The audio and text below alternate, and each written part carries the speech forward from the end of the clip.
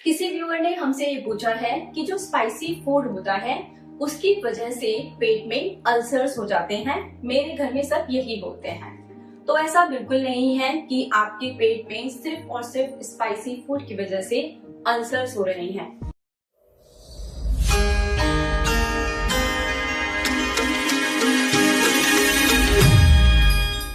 Hello everyone, मैं doctor Manju Singh SBS के YouTube channel पर आप सभी का स्वागत करती हूँ।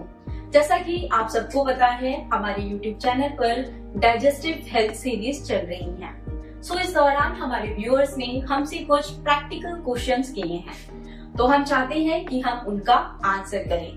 तो चलिए स्टार्ट करते हैं। तो जो सबसे पहला क्वेश्चन है वो ये है कि डॉक्टर, मुझे रोज एसिडिटी होती है, क्या ये नॉर्मल है? मैं तो एंटासिड्स ले लेती हूँ रोज। तो ये बिल्कुल भी नॉर्मल नहीं है। एसिडिटी का रोज होना नॉर्मल चीज नहीं है। इसका मतलब ये है कि आपकी बॉडी आपसे कुछ मदद मांग रही है, इसके लिए कुछ आप कीजिए। क्योंकि जो एंटासिड्स हैं उनका क्या रोल होता है कि आपका वो कुछ टाइम तक के लिए जो सिम्टम्स हैं उनको ठीक कर देते हैं, लेकिन जो मेन कॉज है वो ठीक नहीं कर पाते हैं।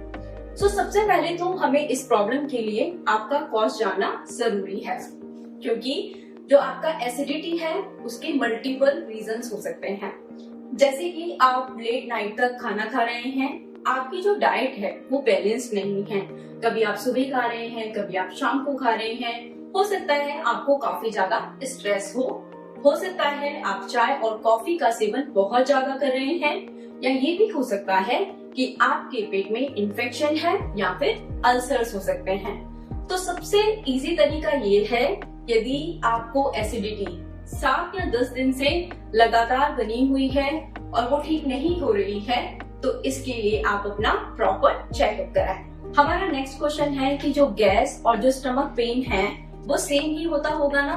तो ऐसा बिल्कुल नहीं है। हमारा जो पेट का दर्द है वो हमेशा गैस नहीं हो सकता, क्योंकि हम इंडियंस हर बात पे अगर पेट में कोई दिक्कत है तो गैस का ही यूज करते हैं। इसीलिए नॉर्मली लोग सोचते हैं कि गैस से ही रिलेटेड कोई प्रॉब्लम होगी, लेकिन जो आपके पेट में दर्द हो रहा है उसके मल्टीपल रीजंस हो सकते हैं। पैनक्रेटाइटिस हो सकता है, कोई इन्फेक्शन हो सकता है, आपका कोई अल्सर हो सकता है, या नॉर्मली भी अगर कोई इंडाइजेशन है तो गैस से रिलेटेड नहीं आएगा।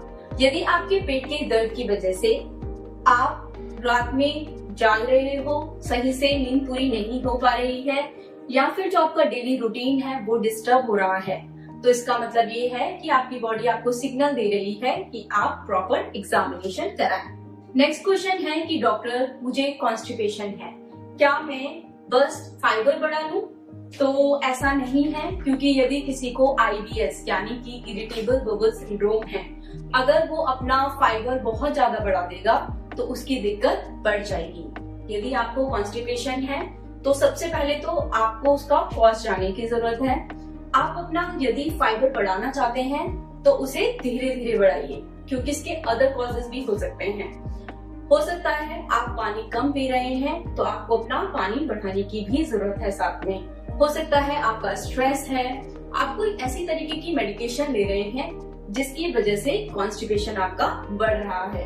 किसी व्यूअर ने हमसे ये पूछा है कि जो स्पाइसी फूड होता है उसकी वजह से पेट में अल्सर्स हो जाते हैं। मेरे घर में सब यही बोलते हैं।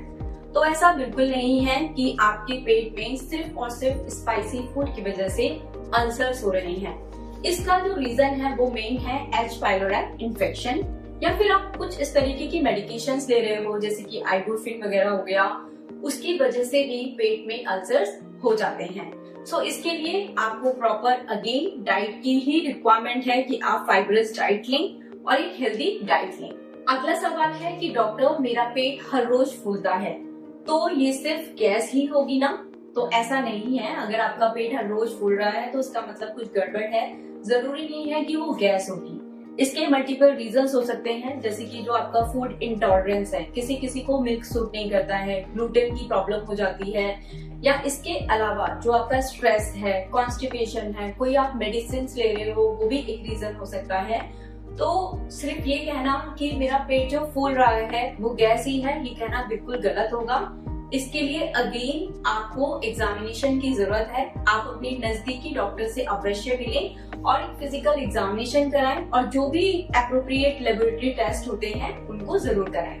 नेक्स्ट क्वेश्चन है कि हेल्दी खाना खा रही हूँ फिर भी डाइजेशन वीक क्यों है?